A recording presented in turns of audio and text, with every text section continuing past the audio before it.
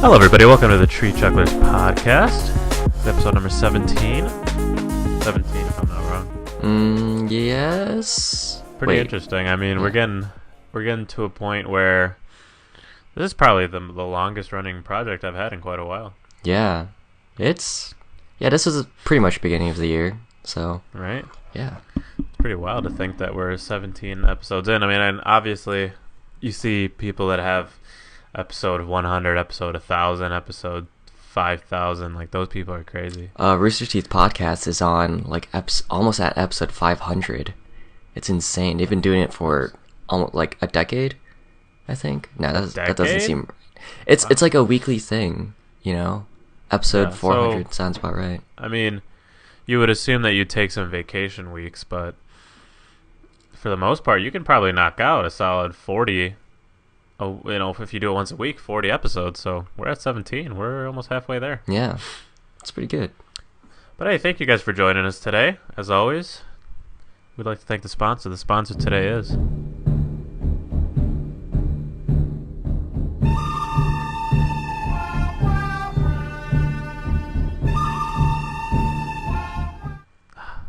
Man. The words have never felt more spicy than that. They speak to me on a fundamental level. They make me want to go to bed and wake up and be a better person. Wow. That's a good one. Yeah, hell yeah. Sweet. Oh boy.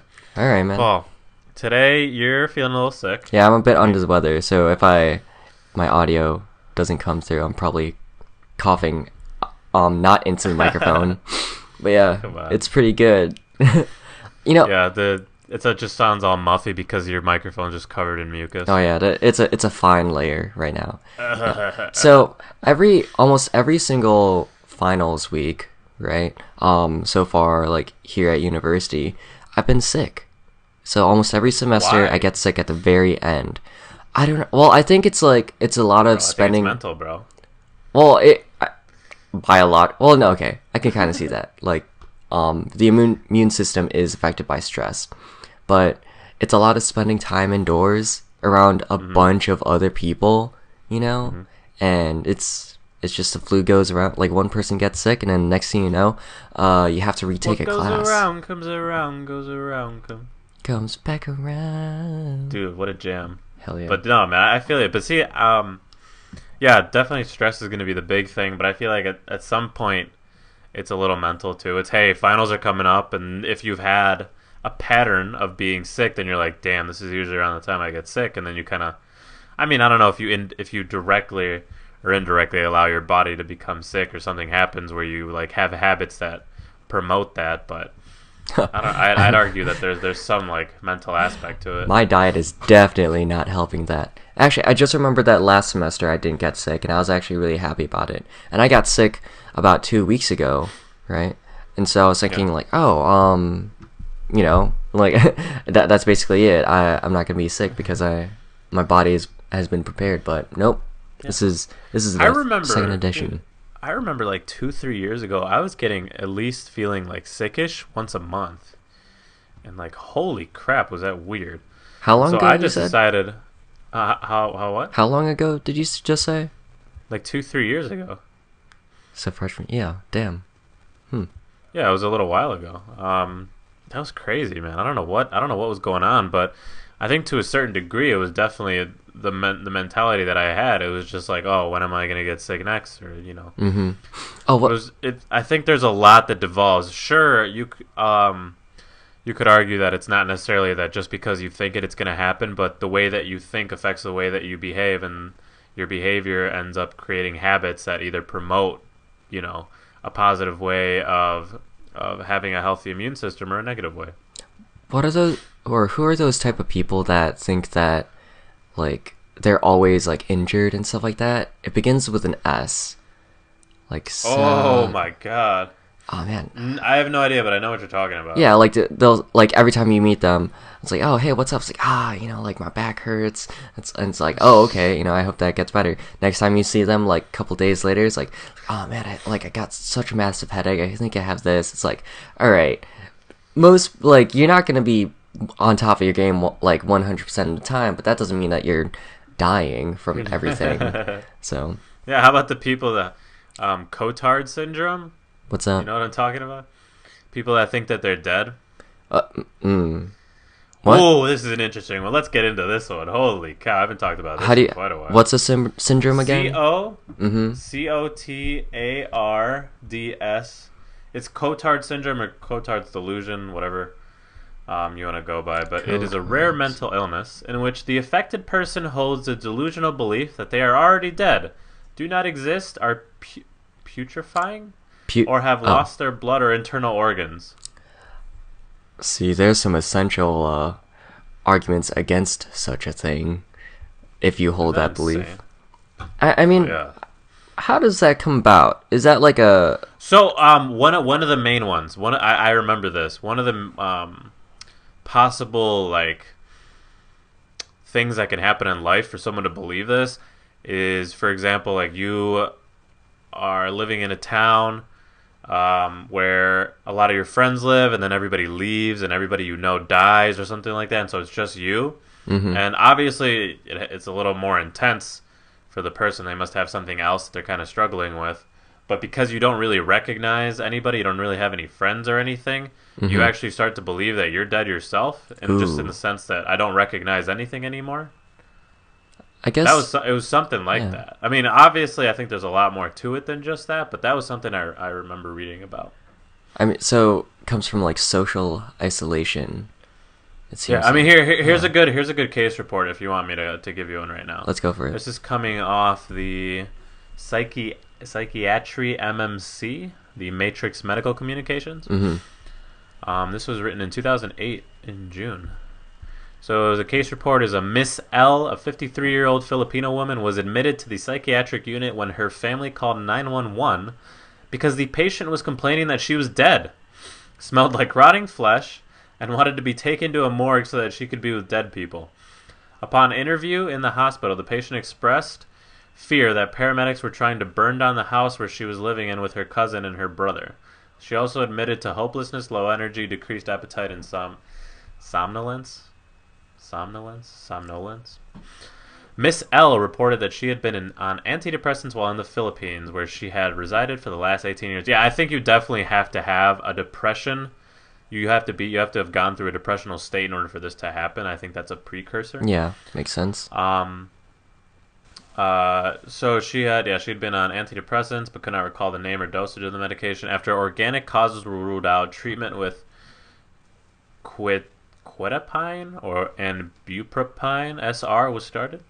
Patient was initially reluctant to take medicine or eat.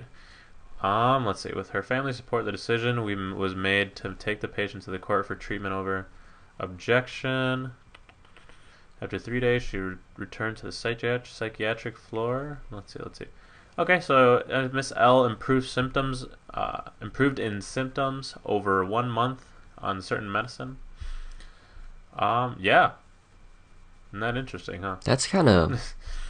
Came in, I mean, that's an incredible line. Yeah. You know, she came in complaining that she was dead. It's like, how do I help you? So where on the body do you think you're dead? It's yeah, like right? Isn't that crazy? Huh. Man. That's a wild one, man. I mean, those were just like one of the... When I was studying psychology, I think that was like a mental disorder that I studied, and it was just weird. I mean, can you imagine just believing that, and what you actually have to go through to believe something like that? It's insane. It's super rare. Oh yeah, let's definitely. be real. It's super rare. Yeah, you don't have like dozens and dozens of cases popping up every year. No. It's kind of mind blowing how you know a lot more about like our environment than our own minds. You know, it's like every day like a dozen new species of animal are discovered, yet we don't really know what the hell's going on in our brain. Well, we know a lot, but it feels very reactionary instead of like proactive, you know. I think what's interesting too is there's a lot of debate about whether this is an actual mental disorder or not, which I don't really understand how you could debate whether something like this is a mental disorder. I'm not sure what the merits are for something like that. I mean, like if dozens or if like there are multiple cases over the course of several years, spanning like a lot of demographics, but reporting the same symptoms. It's like that's there's probably something going on there. That's like a very specific chemical imbalance or something like that. It seems like such a I don't want to use medical or technical terms, but it kind of seems like one of those just insane like beliefs. Like you're just insane. Something that is just something. No, but that's the thing. If you want to specifically talk about insanity, that's like very specific. Okay. That's it. It's interesting because in certain court cases, they try to say that the defendant, or I guess whoever's being accused, is in an insane like position or something like that. Here, let me see. Definition of insanity. I just did one of those things where it's like you feel like you're gonna sneeze. I was about 90% of the way there. Oh man. I mean, there's like they're giving me like the definition of insanity is, doing something over and over and expecting a different result. That's from a video game. That's from Far Cry, yeah. I think. Insanity is a legal term pertaining to a defendant's ability to determine right from wrong when a crime is committed.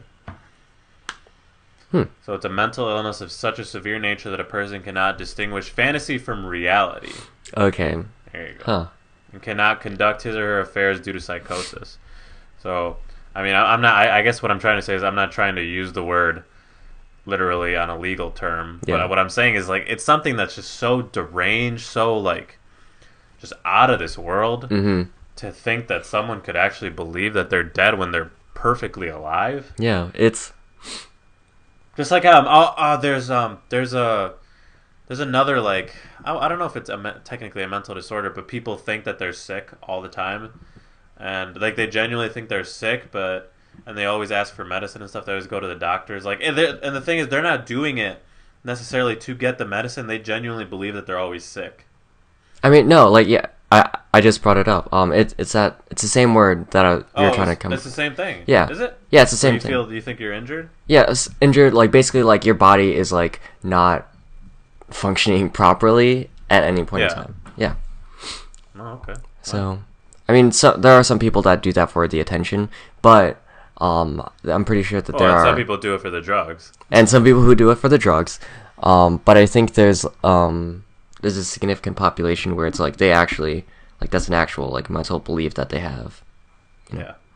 So that's wild. Oh, hey.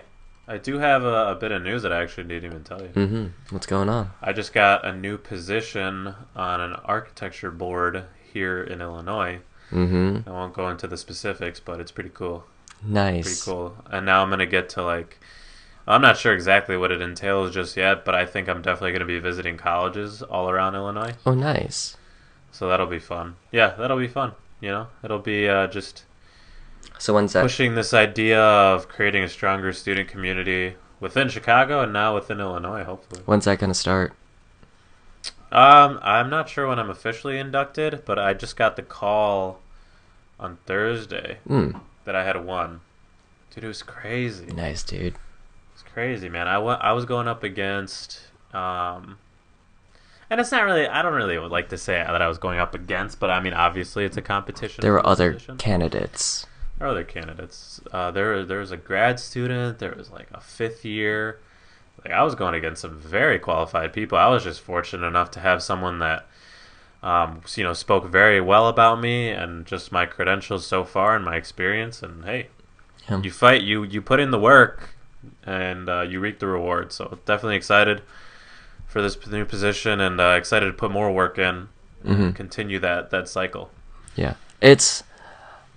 How do I say it? So in a couple of my clubs here, we're working in there's like a transitionary period right now, and so some of the clubs we get to pick our the people kind of wow, like I can't come up with the word. Basically, the people who are going to be replacing us, right? Yeah. Other times it's like it's selected, but in both of those cases, you have to think about the types of people that should be kind of leading the organization in the future. And I think a very good there's the challenge in picking someone who's very experienced but might not be in it for the long game, right? Just because old people their qualifications might not be relevant in the future, but also so that versus picking someone who's new and so is in it, he's going to be in it for quite a long time, but might not be experienced. I gotcha. So I think it's an interesting dynamic how they pick these things. Oh man, but it'll be fun. Yeah. I'm actually going. I was president of one of my organizations here at my college, and now we had elections just on Thursday. So Thursday was a busy day, and the transition went well for the elections, and now I'm helping them actually transition into the positions, and over the next 2-3 weeks, I'm hoping to really get them to understand what they're trying to do, have them set goals, and basically just do what I was doing when I started, and further the I don't know what you call it. I guess just the advancement of this organization and keep it rolling. Yeah. It's fun to see. It's fun to see something that you've worked hard to sustain and slowly build up, and then have it be taken over by the group that was there with you from the beginning, that were passionate about it, and now they're ready to take on the position. It's cool. So there's that brings up a good point of basically handing it over to people that have kind of stuck with it for a long time. With the 3D printing club here, we manage a studio, right? And so, but basically, manage a studio. That's only been going for the past 2 years. 2 years? Yeah, 2 years basically. But it is such a large part of the engineering experience now that it's you can't just hand it over to someone. Yeah. A lot of material goes through that, and a lot of ideas goes through that. And so, what me and the president have to kind of figure out is all right, so we need to pick someone that actually knows how to do that, because the entire executive board, except for 2 people, is going to be leaving. After when I graduate, the rest of the e-board is gonna graduate out too.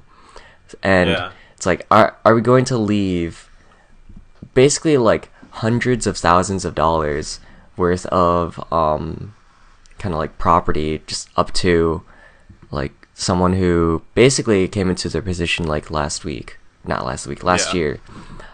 So transition periods. It's transition periods are vital. So they make or break organizations. Yeah.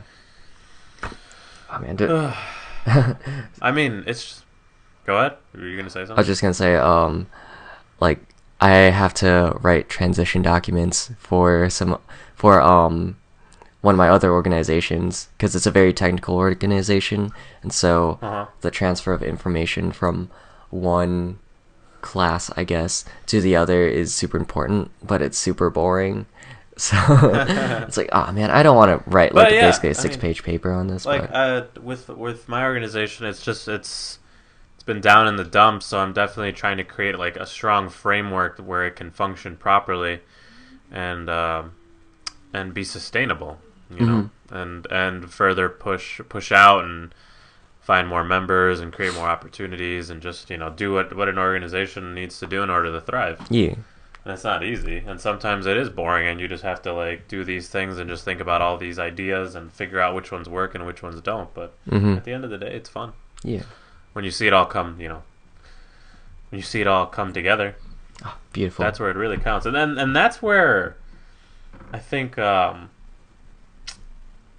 where a lot of people don't understand that. They see a lot of these different organizations and how incredible they are, but they see the smoothness of it. They don't see the the days where the leaders were oh crap, what the hell are we doing? They don't see the group messages that happen behind every decision. It's oh shit, how are we gonna do this? Yeah, exactly. But hey, it's if you can maintain a smooth smooth looking organization, then obviously something's going on that's right. I think that's one thing that it's surprising how you're supposed to learn that like on your own. Like basically, how do you like lead an organization? You know, I mean, like I'd argue it's like starting a business at a small scale. yeah, you know, You're entrepreneurial. It's sort of an entrepreneurial experience. like how do you You're creating something out of nothing. yeah, how do you kind of formulate like solutions to problems? How do you kind of market whatever your solution is, so then people support it and stuff like that. And I guess like More importantly, how do you keep people engaged? oh yeah, like That's not easy. all these different aspects of basically, it's pretty like cross industrial. It's pretty multidisciplinary, right? It's like every career you need to kind of promote what work you're doing on some level, right? But they don't really teach you how to do that. I mean, like you could say like communication classes, if you take like management classes and stuff like that, it counts. But by the time that you're taking those classes, you would have gotten a lot of like experiences in those places, you know? It's like you did like high school student. Part of the reason like why that. nobody teaches these things like in public schools is because it's not really a thing that you can just pick up by reading. It's definitely a hands-on situation, and because it's a hands-on situation with something that is like that, there's always going to be an incredibly vast amount of varying variables. I think that you can never take into account. I think you can at least teach like here's how, or like here's how like basically people believe is a very good organizational structure, right? And well, yeah, I see your point. You can teach a very minimal amount of fundamentals. Yeah, A very minimal because even some of the fundamentals won't like cross over to a different disciplinary. It's gonna be different. I was thinking of it from like a systems engineering point of view, but I guess like from like outside of that very specific industry, it's like it's difficult. How do you lead people? It's like, well, this is how I led people, and then you just gotta learn. Everybody has their own methods, and obviously some methods work better than others, and you can emulate those. But at the end of the day, the people that you work with are different. Yeah, and so you have a different system, no matter what. Yep, your team, your problems. So it has to be your solutions. Exactly. Yeah. There's just too much to take into account. So you can't blame really that there isn't really a full thought out system for teaching these things. Yeah. Oh man. Speaking of teaching these things, man, I'm getting a little ambitious for this summer. Really? I'm trying to learn a lot this summer, man. Summer is really a time where I buckle down and I read a lot of books. Obviously, I maintain a really solid like workout regimen and a work regimen. So yeah, that's gonna be fun to get back into that. I mean, it's just like it's so nice not being in school. Yeah. Oh man, I missed last summer. Not like I remember fondly of last summer. I literally missed last summer. I took summer classes on campus. So the dozen people that I saw on a regular basis, it's like, oh man, it's like this kind of sucks. I went on a trip during the summer, but I really want to get the internship I'm looking for, but at the same time, I would just absolutely love not to do anything.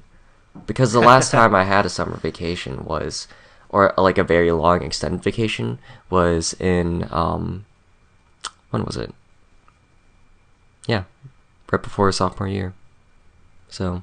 Yeah, I mean, I've been taking summer classes since after my junior year of high school, just to always stay one step ahead, and it's helped out a lot because now my next 2 years of college are pretty set. But it's been, you got to sacrifice certain things to get ahead, to be. I appreciate that I put in the work to get myself ahead so that I could have this opportunity where I guess I was definitely hoping to have an internship, just like you were saying.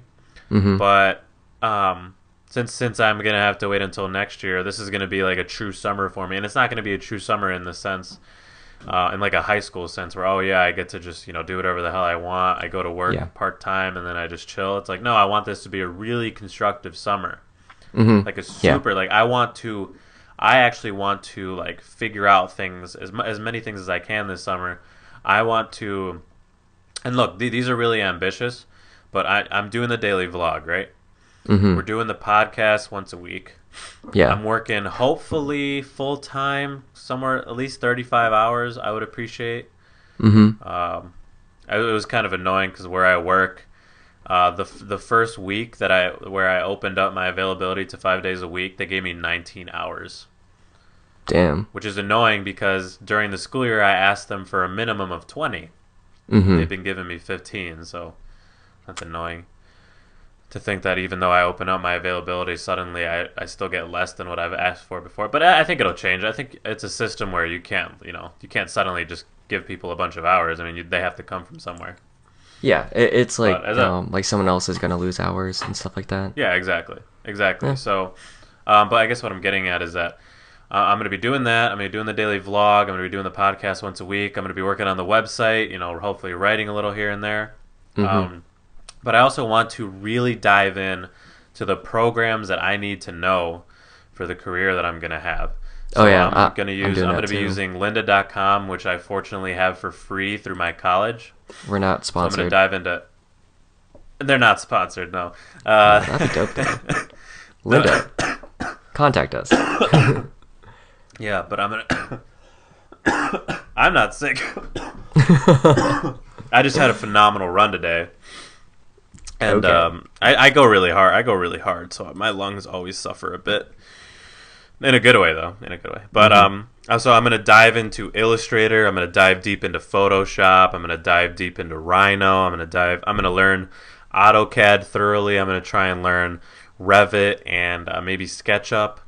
Mhm. Whatever programs that I think I should need to know at least the fundamentals of. I'm gonna Yeah. try and dive into those this summer. And Linda is good. Once again, they're not sponsors, but I like that they have courses, and it tells you how many hours you're gonna need to get it. So usually Mhm. the courses are somewhere around like 8 to 12 hours, maybe 15.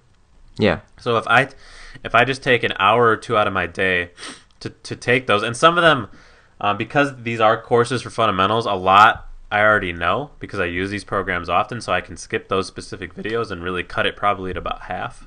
Mm-hmm. But if I dedicate a specific time every day to do it, just like how I would take a specific time to read, I could really get through it. Maybe one program a week, maybe a very big program, in 2 weeks, and just really push my skills in these programs to higher and higher levels, so that third year, when it's coming up around the corner, I'm prepared, and hopefully I know some good like tricks of the trade and figuring out how to make my design process and my work more efficient. So that's Yeah. going to be exciting. Yeah. It's good that you mentioned software because I think, oh man, at least in my field, there's so much different software that you could possibly use. But yeah. So I have like a catalog of all the stuff that I've found is mentioned in job interviews or job postings, like, oh, we'd like you to learn all these things, and then I'm just gonna knock it out over the summer. Yeah. There's this really neat software, AGI STK, and it's basically like if you wanted to simulate how a space mission or any aerospace mission would go. This is the software to do it. And I was binging some tutorial videos. There was like this insane one where it's like basically just take it basically simulated GPS, right? So it modeled like a plane flying from LA to New York, right? And then it simulated the GPS satellite constellation going around the Earth in 3D, which is pretty neat. And then it'd show like, when it's over Kansas City, right? It's connected to these satellites if you started on this day at this hour and stuff like that. And it just like tracking that Holy all. crap. It's That's super really powerful. robust. Yeah, Yeah. and like there was I was playing around with it a little bit. Like you could just straight up simulate just like a rocket launch. Like when your different stages separate and stuff like that. So it's super powerful, and I'm just gonna dive right into that because Yeah. it's So, the way I see it, I mean, I basically feel like I'm still going to be in like a summer class, but it's going to be it's going to be under my terms of what I want to do. yeah. And I think I've built the my ability to stay dedicated to something. I've built that diligence where I believe that I can actually continue doing these things and learning without having to be told or pay for someone to force me to do it. Yeah. So the way I see it is like May and June, I'm gonna knock out these programs, really figure out, the fundamentals and maybe even some advanced techniques on these things, and then like June and July, I'll work on like the physical aspects. So maybe some drafting, maybe some drawing, maybe some woodwork, different mediums, to get used to those, and just really just once again just skill build.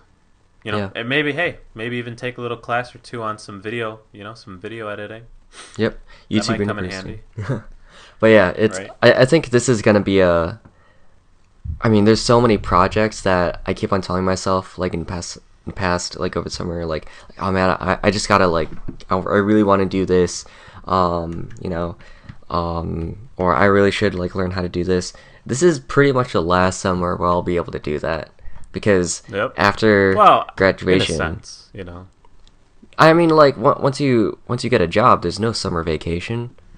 It's like 50 weeks out of the year, basically.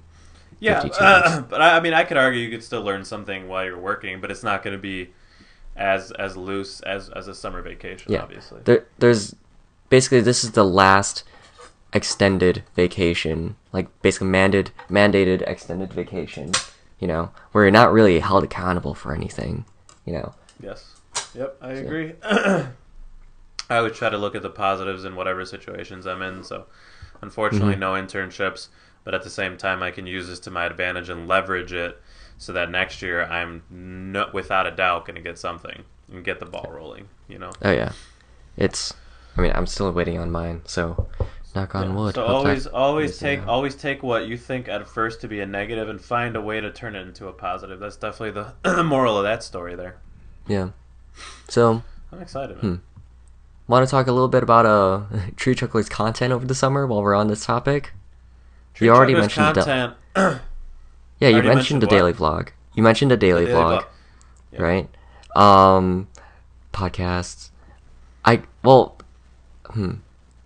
It sort of depends. I feel like we should be bringing more people from the Tree Chucklers gallery onto these podcasts on a regular basis. Like, if people are going to be home, we might as well, right? Well, I mean, But- but look, I think the difficult thing about having multiple people on and once again, we're trying to be a content hub, so everybody Yeah. does their own thing and puts it and comes together on this one website, where it's individuals, right? They operate individually, but it all comes together through this one source. And the only issues with that is that if you don't have people who are dedicated to doing something, they don't have the drive, then you're never going to have a good amount. You're never going to have a group where, roughly everybody's putting in the same amount of work. There's whatever like economic or whatever theory is that I'm thinking of right now. It's that like if you have a group of like 10 people, 2 or 3 people do the most amount of work, and then 7 barely do anything, right? And then as you continue to expand, like if you have 50,000 people working in like a job, like in a business, for example, really only about like 10,000 or maybe less are actually doing a significant amount of work, and the others just aren't contributing much. Yeah. Oh, it's like trying to solve that at a much smaller scale. And our friend group is very robust. We have a lot of different interests, and I just hope that that our personalities and our drives to want to do something great can really motivate everybody to contribute in whatever way they want. I mean, that's the point. It's contribute in whatever way you feel you would have a good time, but at the same time, understand that like for us doing this podcast every week, sometimes it's really fun and sometimes it just feels like work. Mm-hmm. But that's not a bad thing. It's hey, you're gonna have ups and downs in whatever you're doing. So if as long as you can, as long as whatever you're doing, you are excited or appreciate the fun aspects and can tolerate the bad aspects, then you're gonna do just fine. Yeah. Definitely want to turn this summer into a crucible of creativity, so to say. Yeah. I keep on 100%. What I really want to try to do is I have this idea for a show. I think I mentioned this before. It's basically just like watching movies and like just nerding out about them. Yeah. And, yeah. But man, I want to do like more non-audio things, just like cuz okay. So when I went on the spring break trip with Jared, I was going to like I tried to shoot a lot of video and so then I can create like a nice little travel video to look back upon, but I found myself incredibly lacking in actual creative direction. It's like, Yeah, like I I mean, can come look. up with a good idea, but like actually doing it and shooting it, it's like I have no idea how to do that. So Yeah, but I think something that stops people from wanting to do something is the fact that you're not going to be good at it when you start. oh yeah. To whoever is wants to start a project, do not fear the fact that you are going to suck at it when you start, because everybody sucks at something when they start to do it, and the only way you're going to get better at it is by just pushing past that fact and doing it every day or doing it every week or something, and just getting used to doing it, and eventually the skills will come. Yeah. What's that quote? It's like sucking at something is the first step at being sort of good at something.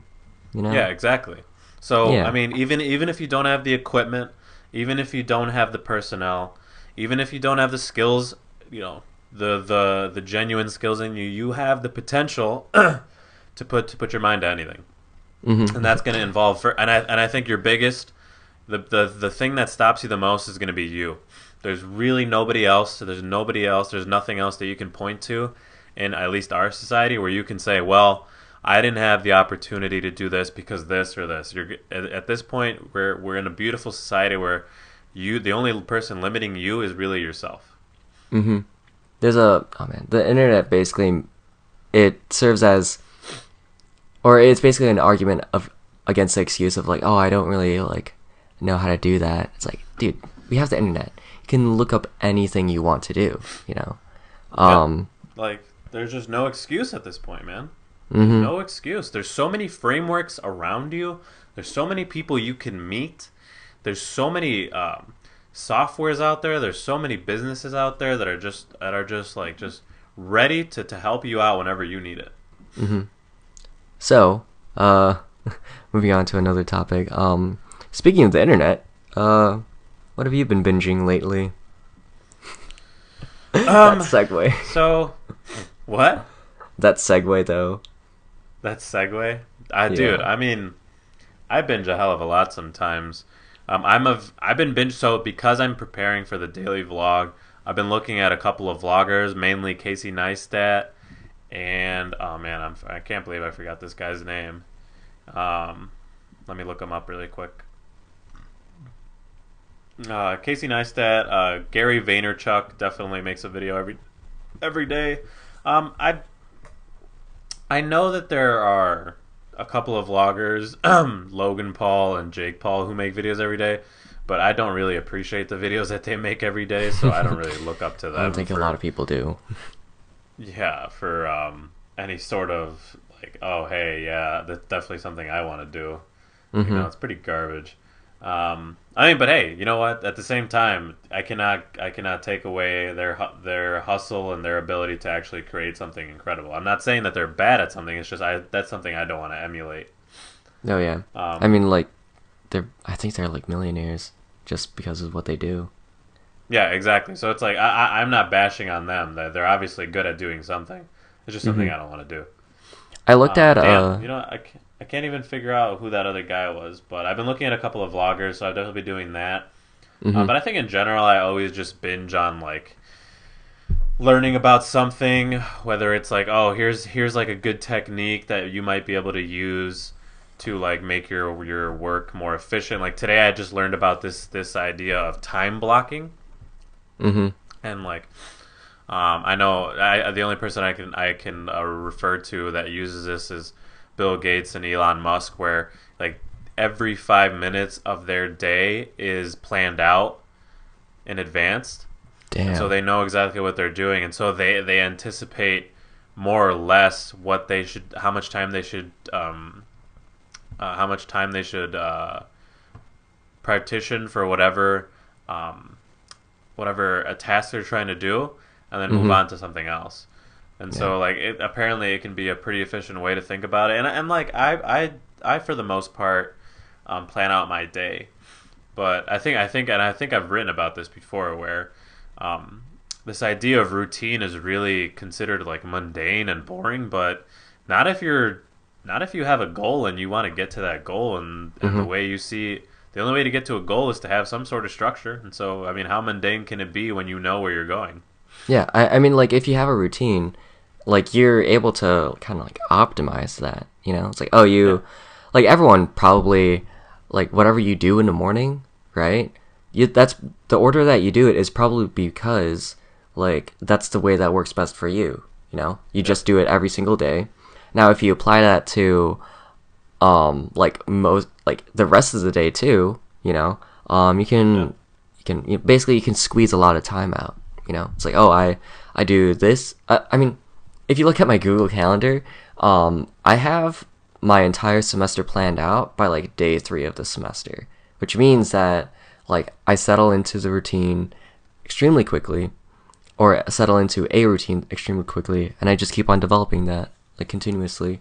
Which and by like about week 2, I've got all the kinks worked out, and I don't have to worry about like, oh, do I have enough time for this, or oh, like when should I start doing this? It's like, no, I already know how, like, Yeah. you know, I know how I need to do things because I figured that out like a long time ago. So routine is freedom, pretty much, Yeah, in a and weird it's mental way. freedom. It's Mm-hmm. mental Yeah. freedom because you're instead of being reactionary all the time, you're Mm-hmm. setting yourself up psychologically to know exactly what you're going to do and expect things before they happen. For the Yeah. most part, you know. Because Yeah. if you live in day to day just being reactionary, you can never get anything really done. Mm-hmm. That So that's one thing I have against I mean, so you I don't know if you follow these type of people on Instagram, but there's those people that like they post a picture and then the caption is like um or oh no, they basically go on vacation but they don't plan out anything. You know, it's like, oh, I'm just gonna see where life takes me. It's like that's an extremely inefficient yeah, way it's to like go about get ready, life. get ready to be disappointed. Yeah, it's like, oh, I'm just gonna, oh man, just let's just go wander around Chicago, just see what happens. It's like that's kind of lame. I mean, like you can find some cool stuff, but like 8 times out of 10, Yeah, but look, at the same time, nothing is gonna something that happen. is good about that is having low expectations. Oh yeah, Low yeah. If expectations tend to result in, oh wow, this is incredible because I was expecting nothing to happen. yeah, But if that's you're also not necessarily a good thing when you're trying to construct something. if so with the walking around Chicago, see what happens type of mentality. If you're just gonna chill anyway, it's like and you want to do that, yeah, go for it. But if you do that expecting some sort of Alice in Wonderland thing to go on, Yeah, you're gonna be disappointed because yeah, exactly. most of the time nothing happens. But yeah, that's my Yeah, I little mean, it's rant just on it's serendipity. so the way I think of traveling is look. So like I want to go to Colorado this summer. I'm not sure which town yet or which towns I want to go to, but really, when you think about it, traveling somewhere, the place isn't Buena magical. Vista. It's people are doing the exact same thing you're doing when you're at home. You know, Mm-hmm. to people that live in Colorado, like let's just talk Denver. To people that live in Denver, Denver is a place where they go home, they wake up, they go to work, they come back home. You know, like there's nothing magical about the city. You have to besides the fact that you don't know every corner, and so it's always unique to see how different parts of the country work. But for the most part, it's just a place where people get their shit done, and so. In order to get the best out of it, you really need to find the attractions and the things that you would want to see and want to go and do, and that's how you make a place incredible. I mean, like every vacation destination is another person's home, right? And you don't think of home as this super exciting place where like dreams come true. Making that all the exciting stuff is like the burden's on you, so absolutely. So we're talking about binging stuff, but binging, I know, right? We talked about binging, but hey, that's the beauty about some of these podcasts, man.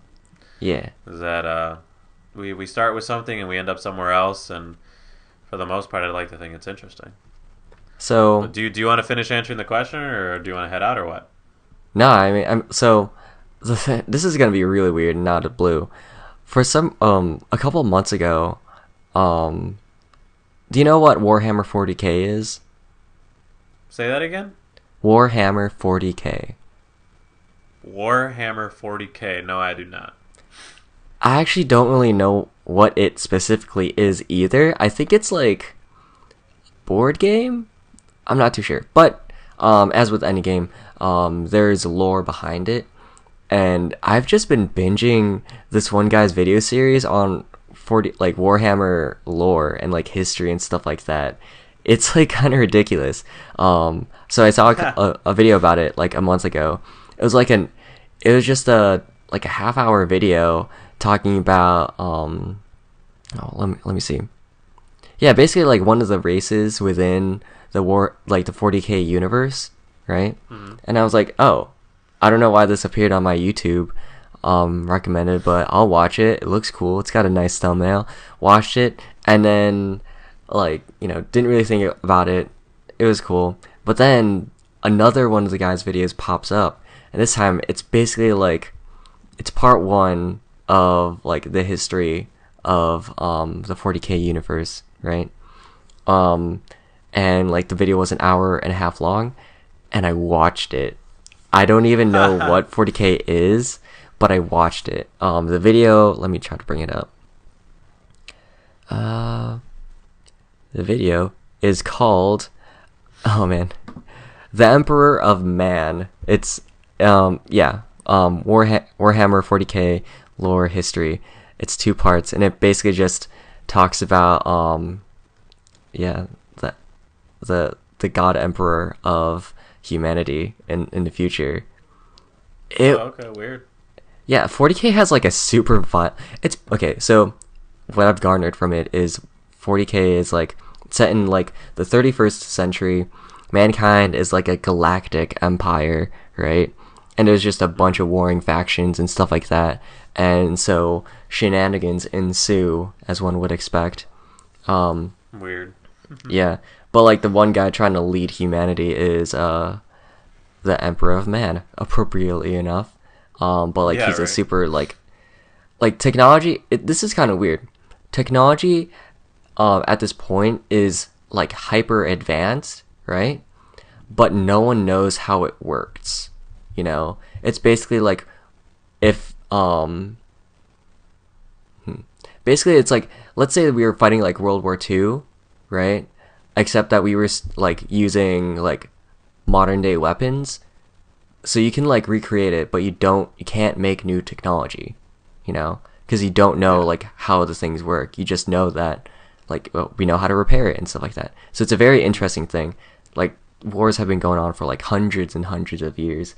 There's such an interesting like social and political like commentary within 40K, and I still don't know what the hell like it's used for. Like I don't know if like this is an actual game or if it's just like a series of books, but that's what I've been binging.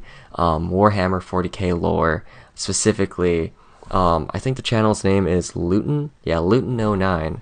Watch his 40K series. Yeah, that has occupied way too much of my time. And I don't know what I'm gonna do with this information. So if you just ask me some random ass question about 40K, I might know it. Yeah. I gotcha. Yep. Well, hey, man. We all have something weird that we end up binging on. Yeah. But, at the end of the day, it is what it is. I mean, I binged on mechanical pencil videos like last week, so. Jesus. I can't even think about something weird that I've binged on. I binged on cringe compilations for like a week. Have you done a Vine compilation binging? Oh, like there's like half-hour videos. I was on a Vine compilation for like forever, for a while ago. But then I just kept seeing the same ones over and over. I'm like, oh, this is boring. I've reached a point in my life where I've run out of Vine compilations. Like, oh, hey, man, Vine 2's coming out, man. Vine 2 is the sequel. I don't know when, but it's coming out. Yeah, I don't know why. I don't know why. Like, why is it called Vine 2? That's so weird. Because it's the sequel. Like we beat the first Vine. Is this their business right? plan? Is it like bringing Twinkies back, and then maybe the Twinkie company just says, all right, we're gonna shut it down. No, we shut it down. Everybody's like, no, we missed the Twinkies. They shut the first Vine down because we beat it. Right? We got to the end of the game. Credits were rolling, so they shut it down. And now the sequel's coming out, and there's new content. There's a new story coming out. A lot more expansion packs. And yeah, it's a sequel. Well, we'll see how popular that is, because I don't know. I don't know. Can it beat YouTube? We'll see. I think we probably talked about it before, but the 6-second entertainment format, it's totally different. It's so different, and the fact that people made compilations, and these compilations are, there's one that's like an hour long, but most of these are like 20 to 30 minutes, and they have millions of views, hundreds of thousands, if not millions of views. And so it's like the 6-second format is incredibly entertaining to us, which is why like people love Vine.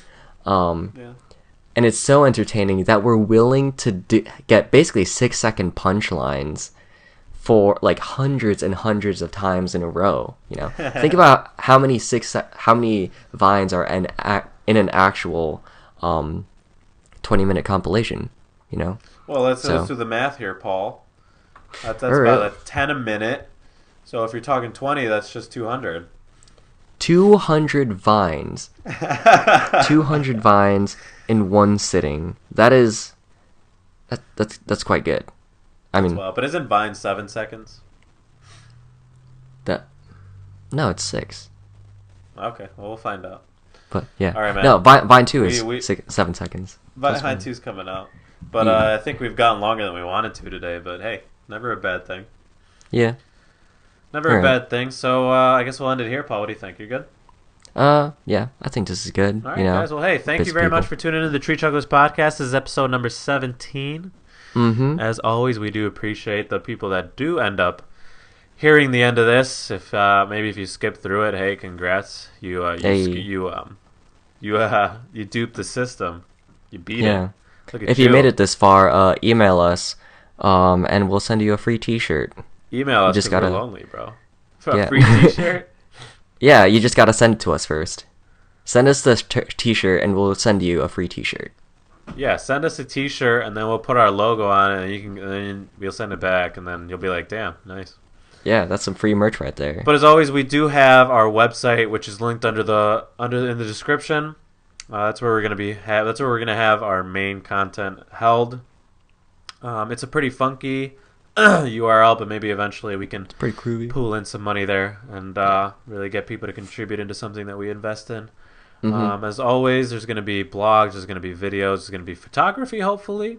I mean, I hope I'm not the only one that contributes there. There's going to be a lot more just because it's going to be after the school year ends. Yeah. So we'll help everyone. If you want to see what's catching up with people the website's going to be the place, you know. But as always, if you stayed this long, gosh, I got something in my throat. Oh, don't tell me, no. Omar dies at the end of the podcast. As always, there's that little like button right there. It's a little like button. Just a little smash. Just give it a little smack. Oh shit! Wait, hold on. ASMR. I don't think we did that. No, I was getting to it, Paul. It's got to be organic, bro. I'm sorry. I just wanted to lock it in real quick. Look. There's that like button there. You can hit it right next to that like button. Now, I know I'm going out of order here, but if you like the podcast, hit that like button. But if you actually like us, just go ahead and hit that little subscribe button right there. Just a little bit. This is the ASMR segment where we talk about subscribing. So just real slow. Just real slow. Yeah, just go ahead and hit that, and don't forget to hit that bell, because for some reason you have to hit that bell in order to truly be a fan, I guess. If you hit the bell, there's only so many bells you can hit in life. Hit that bell. Hit that bell. But yeah, thank you guys so much for tuning in. This is episode number 17, and we will see you guys next time. Thank you. Bye. Adios. Yeah. Offered. What's up? Have a great day.